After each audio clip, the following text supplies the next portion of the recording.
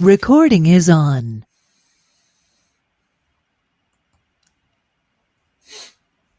Na semana passada, na discussão do Teoria sobre a Mais-Valia, eu deixei o avisinho aqui, achando que não ia ser filmado, né? Não ia aparecer na tela, mas apareceu. Alana, essa última parte da reprodução simples, ela é mais chata porque o Marx aborda uma questão mais complexa e faz as simulações correspondentes. Lembrando que ele está raciocinando num esquema de reprodução simples. É o próximo capítulo que ele vai abordar a questão da reprodução ampliada. Mas o grau de complexidade aumenta porque ele, na principal seção desse grupo de sessões, aborda a questão da reprodução do capital fixo. Vamos lembrar que, para ele, capital fixo é aquela parte do capital constante que transfere gradativamente o seu valor para o produto.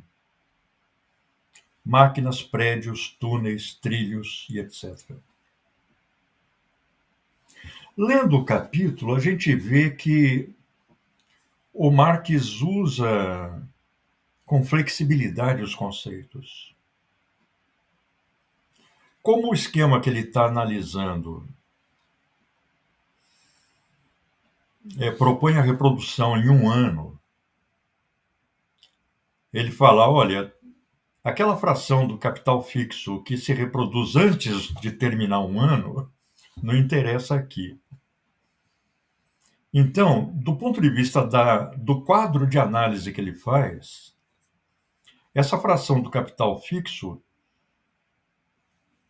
passa a ter o mesmo status do capital circulante. Ou seja, ele não vai usar, aristotelicamente, entre aspas, o conceito. Ou seja, dado o conceito, se desenvolve uma definição que expressa a essência de tal fenômeno, ser, etc. Ele joga com flexibilidade.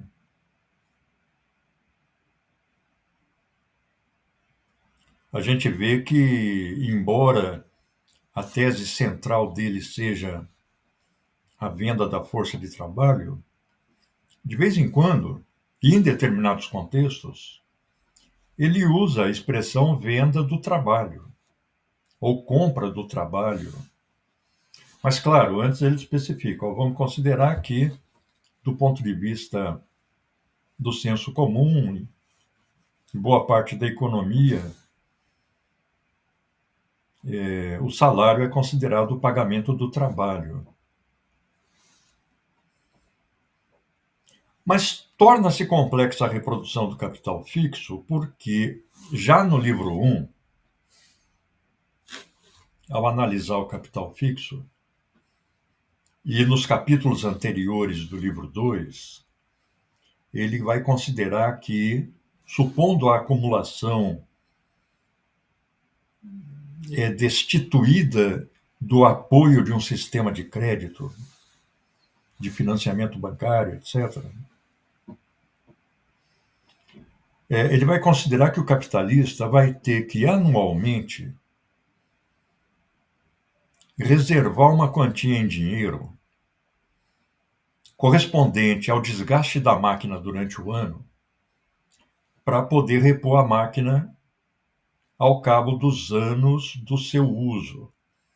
Então, se a máquina dura 10 anos, ela transfere 1/10 do seu valor, em média, por ano para o produto. Isso significa que a fração do valor correspondente ao desgaste da máquina obtida quando da venda do produto vai ser entesourada, ou seja, vai ser reservada, para que, quando o capitalista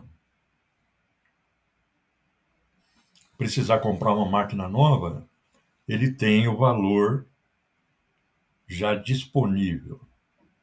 Claro, com todas as condições permanecendo as mesmas, etc., desde que o valor das máquinas não mude e por aí vai.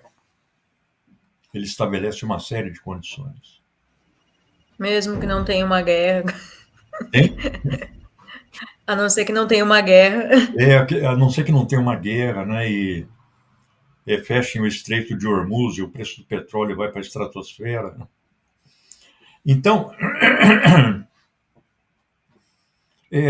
isso a gente discutia em outras ocasiões a respeito, por exemplo, do trabalho do entregador de iFood, que tem a sua moto ou bicicleta, e do motorista de Uber, que tem o seu carro.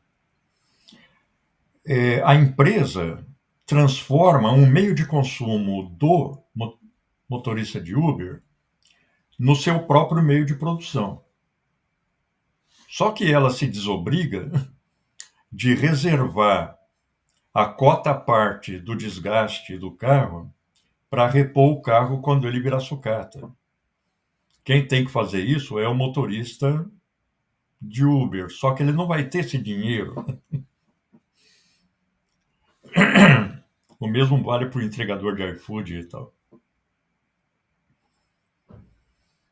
Então, aí aparece um elemento que complica muito a exposição do capítulo e a torna particularmente aborrecida, né, chata de ler, porque o Marx vai dividir, até para simplificar e explicitar o fenômeno, o setor 2 em dois setores. O setor 2A e o 2B. O 2A é aquele que, nesse ano, está comprando meios de produção, ou seja, ou melhor, está substituindo o seu capital fixo. E o setor 2B é aquele setor que vai estar economizando para mais tarde, num ano posterior, poder comprar uma máquina nova. Nesse esquema simples, o Marx fala, nós estamos diante de, aparentemente, um problema insolúvel, porque o dinheiro não retorna para o setor 1, realizando a mais-valia do setor 1.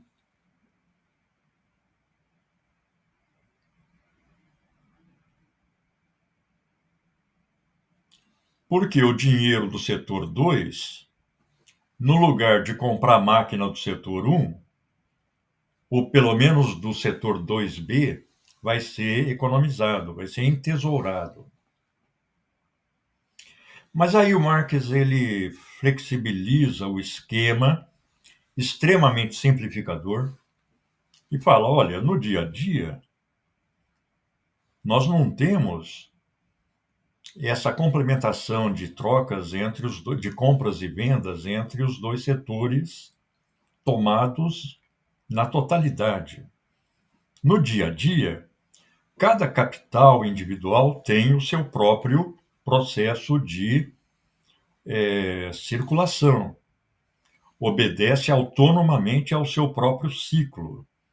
Então, o conjunto de compras e vendas vai se dar numa grande quantidade de operações individuais, entre capitalistas individuais, e não entre um setor e o outro setor, o conjunto dos capitalistas de um e o conjunto dos capitalistas de outro. E isso também, diz ele, serve para transformar num falso problema aquela questão posta por alguns economistas de que de onde vem o dinheiro, se os capitalistas tiram da circulação mais dinheiro do que inserem. Então, quando ele começa o capital, ele compra os meios de produção. Vamos supor que ele joga no mercado com essa compra R$10.000. Quando ele vende a mercadoria produzida, a mercadoria tem mais valia. Então, ele vai vender, portanto, retirar dinheiro do mercado com um delta adicional. No lugar de 10.000, 10.000 e 11.000. 1.000 aí de mais-valia. Ou seja, ele está dizendo que os becos sem saída em que o esquema da acumulação simples cai, quando está sendo desenvolvido, é só circunstancialmente, porque a produção capitalista é anárquica, vai se produzir no dia a dia. De qualquer modo, ele considera que essas circunstâncias também são importantes e que, em determinados momentos, determinados setores de produção, de meios de produção ou de meios de consumo, vão ter, em função disso, superprodução. Porque ele fala, uma lei que rege todo esse esquema é a lei segundo a qual o dinheiro que o capitalista joga no mercado tem que voltar para ele. Se não voltar, está comprometido o processo de acumulação. Num segundo momento, ele analisa a produção de ouro, que é a produção de dinheiro. Do ponto de vista desse esquema da reprodução do capital fixo. O interessante é que o Marx ele considera que a produção do dinheiro não tem a etapa da venda da mercadoria, ou seja, a transformação da mercadoria em dinheiro, porque o produto do processo de produção já é dinheiro,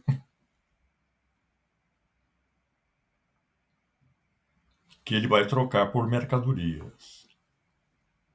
É claro que ele alerta que quando o explorador da mina, o capitalista que explora a mina de ouro, por exemplo, começa o processo, ele já tem que ter dinheiro em circulação.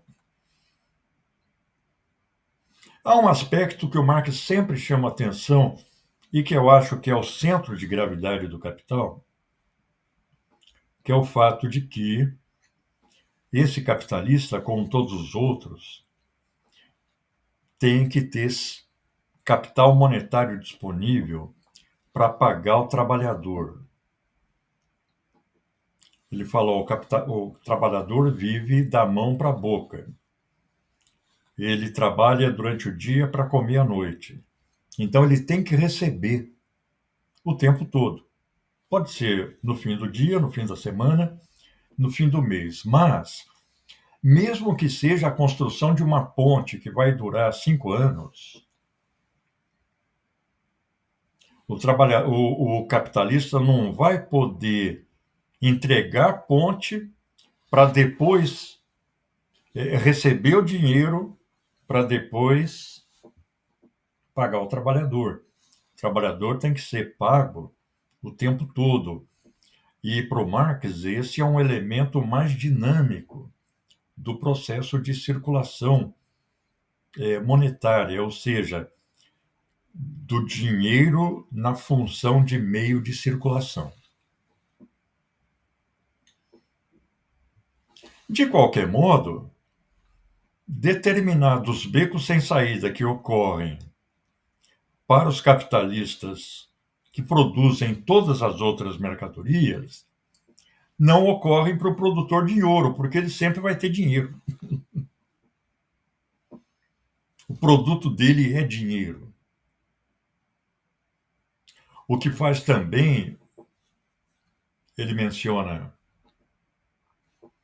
que o setor 2 não vai conseguir gastar todo esse dinheiro que ele obtém do capitalista produtor de ouro e vai transformar em reserva de mais-valia. Ou melhor, vai transformar em mais-valia e entesourar. Um ponto importante dessa exposição do Marx é a de que ele aloja a produção de ouro no setor 1. Então, a produção de ouro é produção de meio de produção. A Rosa não concorda com essa tese. Na acumulação do capital, ele fala, olha, quando se produz o ouro como matéria-prima para a produção de joias ou de outros produtos, na época o ouro ou a prata, essa produção pertence ao setor 1. Mas quando se produz ouro para a cunhagem de moeda, essa operação não pertence nem ao setor 1, nem ao setor 2. Então, ela quer criar um setor 3, ela cria um departamento 3, que é o departamento de produção de meios de circulação, departamento de produção de dinheiro. Na exposição, o Marx nem pensa nisso. Para ele, toda a produção de ouro, mesmo aquela que vai produzir o dinheiro, é integrada ao setor 1. É claro que essa é uma preocupação permanente do Marx desde o livro 1. Ele está falando da circulação metálica e ele se preocupa permanentemente com a origem do dinheiro. Então, o dinheiro tem que ser produzido. Ele vai ser produzido na mina de ouro. Nesse capítulo, ele, inclusive, aponta a origem do ouro em vários países. Dos Estados Unidos, na Austrália, na Rússia, na América do Sul. Mas ele fala, para me manter nos termos da minha análise, eu vou considerar que a produção do ouro é realizada dentro do próprio país, para não tornar desnecessariamente complexo o modelo, né?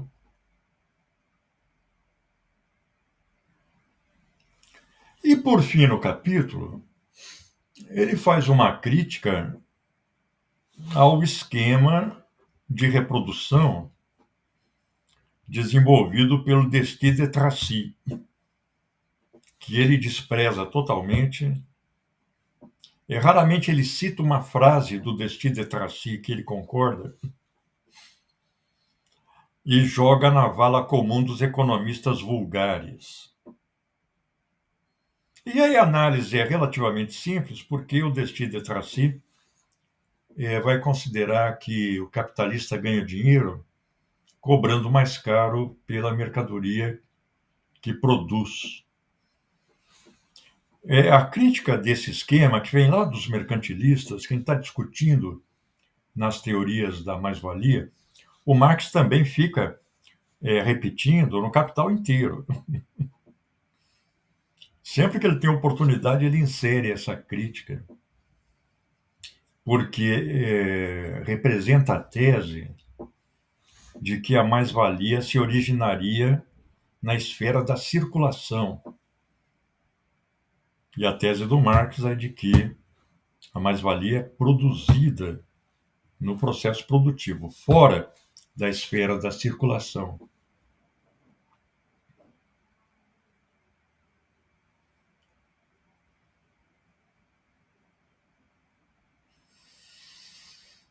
Questões, Alana? Críticas, sugestões? Vamos mandar para o Guinness esse pedaço para eles porem no máximo de chatice? Não, e também de quantas vezes a gente precisa ler para conseguir encarar. Que tu vai É ler tão uma chato partezinha. que o cérebro da gente trava não pela complexidade, né, mas pelo Não, aborrecimento. não, porque dá sono. Mas, Alana, quando a gente lê a acumulação do Capital da Rosa, ela vibra com esse trecho, ela critica, Sim. ela deve ter estudado assim com afinco essa parte do livro 2, porque uma parte da crítica que ela faz ao Marx deriva dessa parte. Ao esquema da acumulação simples, aos limites desse esquema, Sim. a questão do dinheiro, né? Eu, quando estava lendo a acumulação do capital, eu falei, pô, mas como é que a Rosa conseguia se entusiasmar tanto com esse trecho, né? Porque ela deve ter sido relido, anotou e estava tão empenhada em desenvolver um texto com base nisso. É porque o livro 2 estava sendo muito discutido, né? Claro. Entre os russos, principalmente, mas também na Alemanha.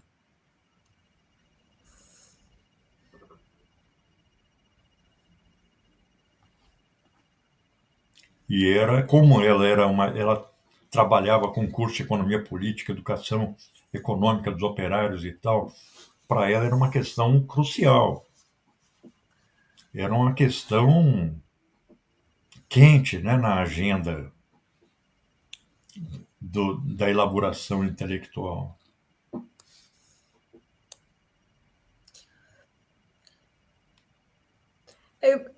E a repercussão do livro 1, assim, no impacto, assim, que... Não, há um impacto, Alana. Você vê que quando é publicado o livro 1, imediatamente o Bakunin já quer traduzir para o russo, mas o trabalho dele não prosperou e ele fez pouca coisa e a atividade foi passada para terceiros, para outros. Tanto que a primeira tradução do livro 1 é a tradução russa. Uhum. E essa é uma tradução única, como eu comentei anteriormente, porque é a única tradução da primeira edição. Uhum. A gente tem traduzido quase que exclusivamente a quarta edição do Engels. É claro que há um esforço de tradução do livro da segunda edição, como uma edição recente em inglês que se baseia na segunda edição, mas nenhuma tradução, exceto essa russa, exatamente porque não tinha saído a segunda edição ainda, traduziu a primeira edição. Eu acho que seria uma coisa importante a tradução da primeira edição para o português, porque ela é razoavelmente diferente na sua estrutura.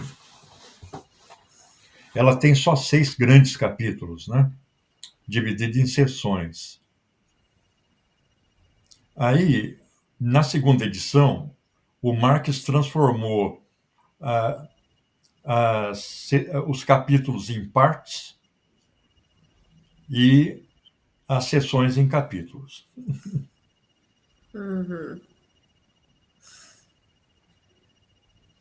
Mas eu acho que houve um impacto. Não, acho não, quer dizer, lendo as cartas, publicações da época, a gente vê que a obra, o primeiro livro, gerou impacto. O Marx ele já tinha um renome grande na época. Já era um intelectual reconhecido, principalmente não só pelas suas obras, mas também pela participação no movimento operário. Ele era correspondente de N jornais e tal.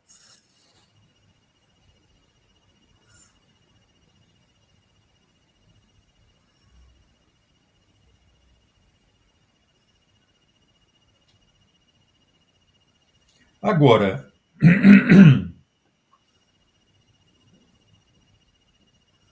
o debate se avoluma mais proximamente do fim do século XIX. Bom, vamos considerar, Lana, que a segunda edição é de 72. Uma coisa que eu acho interessante na edição de 72 é que a data da edição é de 72. Mas o prefácio do Marx é de 73. Está na mesma edição, né? E eu não vi nenhuma nota explicativa sobre isso até agora, né?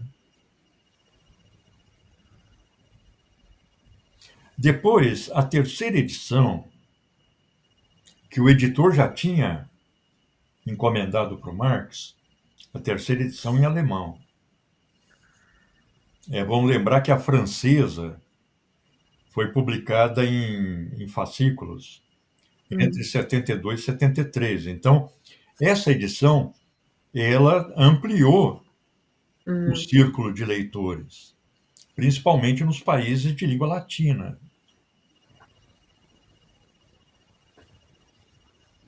Sem contar França e Bélgica, onde a língua francesa é falada correntemente, né?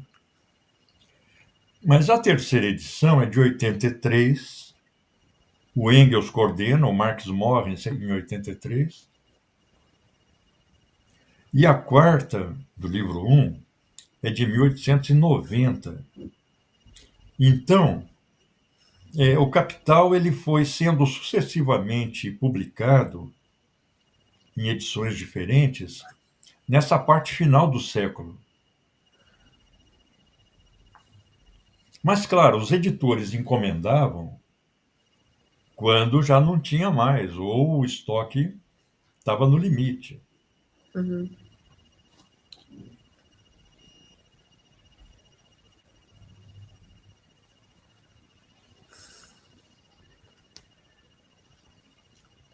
Agora, o livro 2, ele causa um impacto particularmente grande entre os intelectuais russos,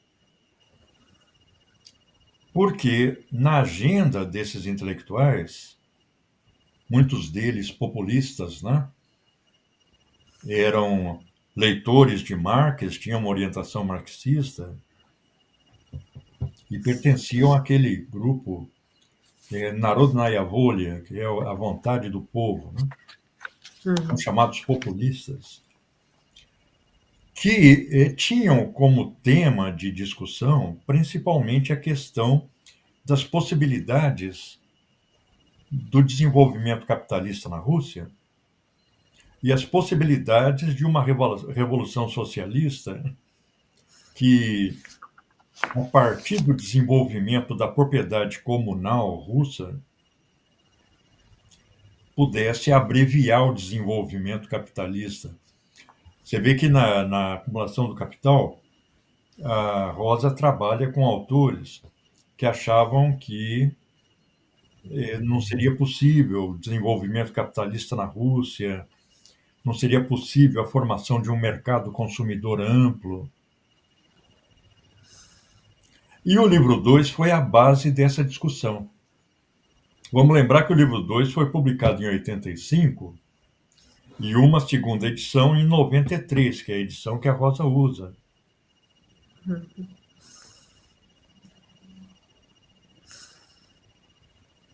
Mas talvez seja interessante a gente procurar publicações que mapeiem esse impacto do capital. Foi grande, mas eu não tenho detalhes, né? Ou todos os detalhes. Tem alguns marcos do impacto do capital a partir da sua publicação. Houve uma reação à complexidade dos primeiros capítulos, né? Quando da primeira edição, isso leva o Marx a modificar. Aliás, a reclamação veio antes da publicação, porque Hum, quando ele publica, ele já publica com um adendo uhum. em que ele tenta dar forma mais didática à parte que ele acha mais difícil, que é a parte da forma do valor.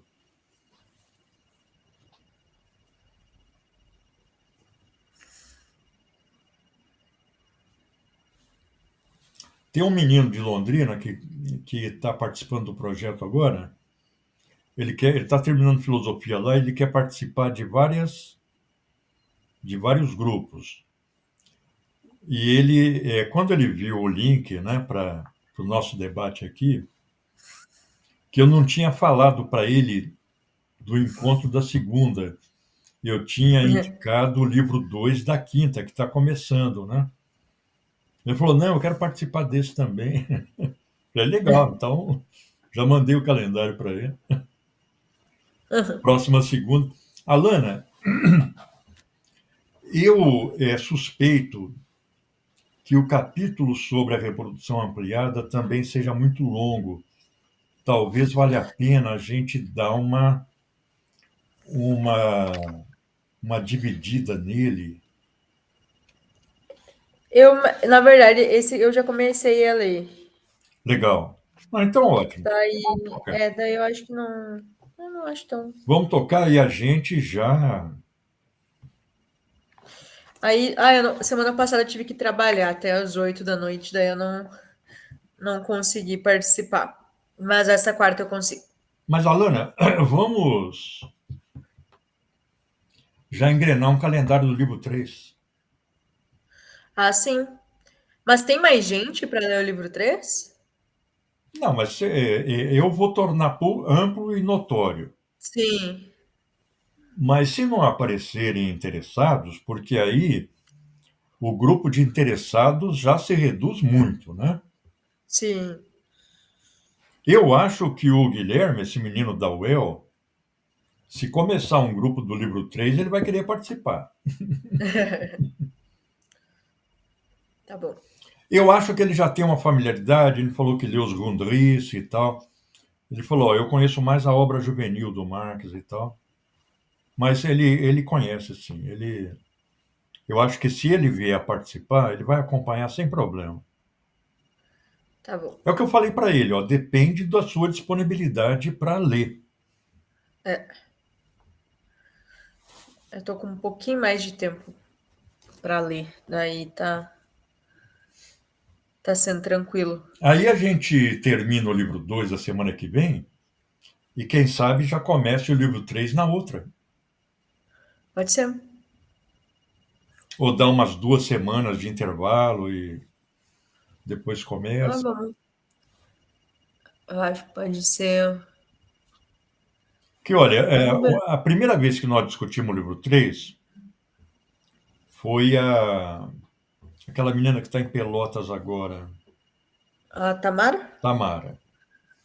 Mas aí chegou num ponto que estava coincidindo a leitura do livro com o auge da dissertação da Tamara. Ela falou: ó, vou parar, não vou conseguir. Então ela parou na Renda da Terra.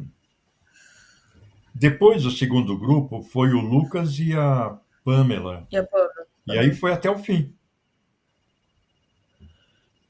Eu quero seguir, eu tô num ritmo bom. Então, Acho que pode dar umas 2 semanas, na verdade, da próxima, que legal, daí eu tá compro o bom. livro. Ah, tá. Ou pega um livro digital aí. Tem aquela nova edição da Ubu, né? Sim, a Maíra estava vendo que ela queria me dar de presente, mas tá caro. Tá caríssimo. Nossa senhora. Na editora tá R$ 459. Aí eu já começo a achar que a editora é picareta porque ninguém põe preço 459 sem querer enganar o comprador, né? Já deveria pôr 460. Não, tem alguma coisa estranha aí. Eu É estava uma grana. comentando, Alana, eu acho que com o Davi, com o Eduardo, que essa edição ela está anunciada como uma grande revisão da edição Pois dos é. economistas, que é a tradução dos economistas. É. Eu quero pegar essa edição e dar uma olhada em alguns trechos, Uhum. porque alguns trechos você percebe que tem erro só se você comparar com um trecho Uhum. ou de uma tradução em que está correto ou do original. Claro, quando você está lendo Capital, você tropeça naquela frase e vê que não tem sentido. Mas ela não tem sentido por um erro tipográfico ou coisa assim. É porque ali falta uma palavra. Uhum. A frase ela está corretíssima, mas falta uma palavra que tira o sentido da frase no contexto. Eu não sei se a revisão chegou nesse nível Uhum. de atenção. Eu gostaria de ver numa livraria, pegar exatamente esse trecho para ver se ele foi corrigido. Se ele foi corrigido, eu começo a acreditar na edição. Se ele não foi corrigido, aí eu vou gastar meu dinheiro em outra coisa. Tá, então vou esperar. Eu vou esperar teu feedback. Se tu disser, ó, é boa, Agora, aí não, eu a compro. editora é uma editora séria, né? É uma editora com uma linha editorial muito boa, né? Pois é. Eu estava vendo sobre a editora na Wikipédia, é uma editora só de mulheres. É uma Ai, dissidência de uma editora ai, tá que era tão grande, bonito. muito importante, mas que inclusive eu acho que fechou as portas. E elas saíram e montaram a própria editora, essa Ubu. Ai, é belíssima, né? Eu espero que eles tenham feito realmente um trabalho bom, porque essa edição da Abril é boa. Aham. Das três, eu acho a melhor. Claro, tem trechos que você compara, o Reginaldo Santana é melhor, o Enderle da Boitempo é melhor, mas no conjunto eu acho essa a melhor. Eu acho que se há um desvio nessa tradução, Uhum. foi aquele que o Marx apontou para a tradução francesa. Ela pecaria pela literalidade. Entendi. Determinados trechos, a tradução é muito literal. Talvez para pegar o, entre aspas, espírito da língua portuguesa, determinadas construções tivessem que ser diferentes, né? O livro 3 é maior que o livro um. É maior que o livro um.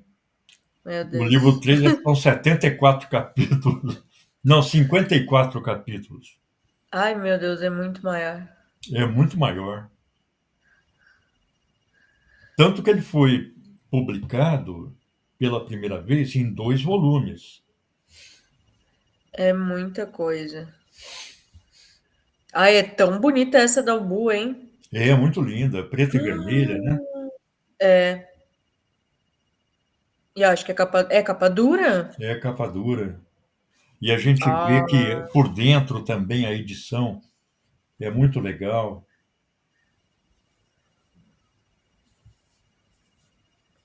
Ela facilmente vira objeto de desejo. tradução consagrada.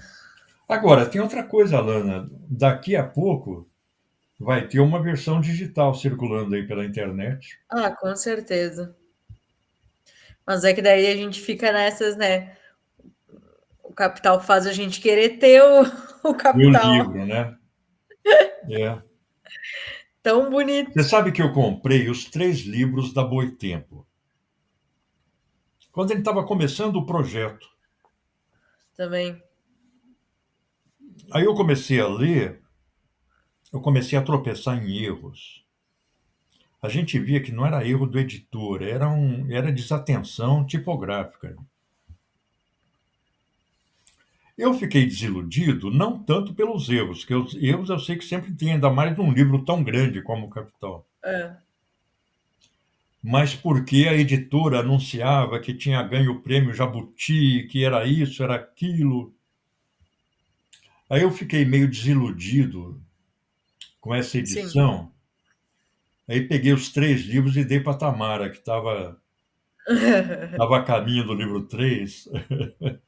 Sim. E Tamara, não quero. Eu acabei preferindo comprar a Civilização Brasileira. Não, a do Reginaldo é muito boa também. Você vê, o Reginaldo Santana, ele traduziu o livro 4 também, que são Sim. as teorias da mais-valia. Então, é uma tradução muito boa. Uhum. É, eu vejo na edição dele algumas palavras que são pouco utilizadas ou não são utilizadas no português do Brasil atual. Eu acho que até comentei com você em outra ocasião. Mas são poucas Hum, palavras. Por exemplo, no lugar de falar padrão de preço, ele fala estalão de preço. Aí você tem que ir para o dicionário, né? Porque o que é esse negócio sim. de estalão, né?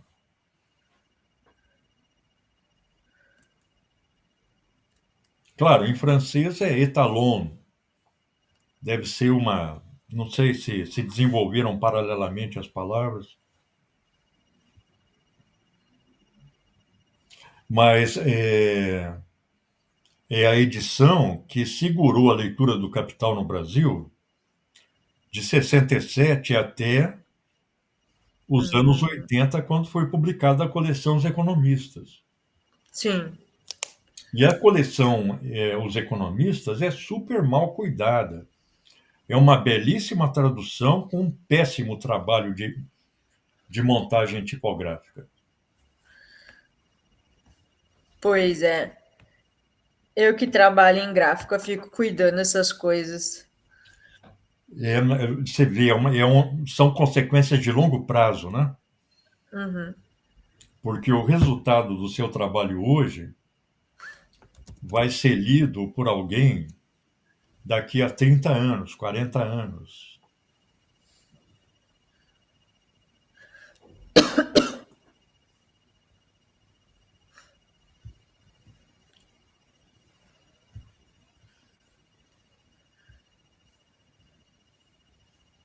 Teria mais alguma questão, Alana, para a gente discutir? Acho que hoje não. Então tá. Eu gostaria de ver essa edição da Ubu em alguma livraria aqui de Santa Maria para poder folhear É, tô e pegar agora, esses trechinhos. tô olhando aqui, pensando onde será que eu encontro. Não, na Amazon tem livrarias que estão vendendo por 370 e poucos e tal, está bem mais baixo. Mas Pois aí é, se soma o preço de transporte, dá quase o preço da Ubu. dá quase a mesma coisa, né? É, Tem uma edição especial ainda. Babota inventar coisa, né? pois é.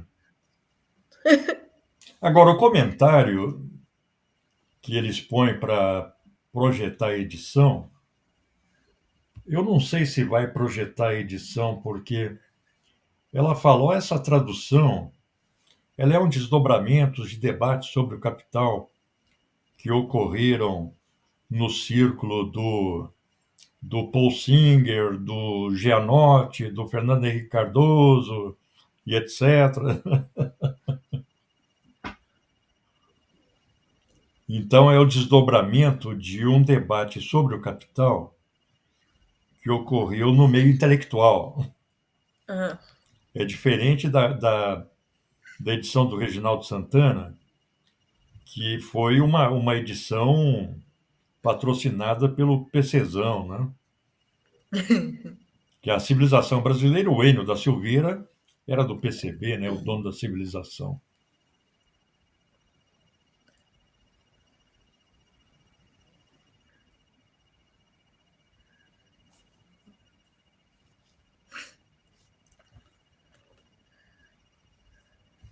E a Mega a Marx Engels Werke tinha saído há não muito tempo, né? Então foi um trabalho bem interessante, que foi publicado em 67, né? Na fase Hum, ascensional da ditadura. Eu não sei como é que não foi censurado. o que rolou. Porque também quem vai ler o Capital, né? Aí que tá, né? Eles pensaram assim, é um livro sobre o capitalismo. Pois é, o Que Capital. bom. Se no lugar do Capital fosse o comunismo, aí não podia.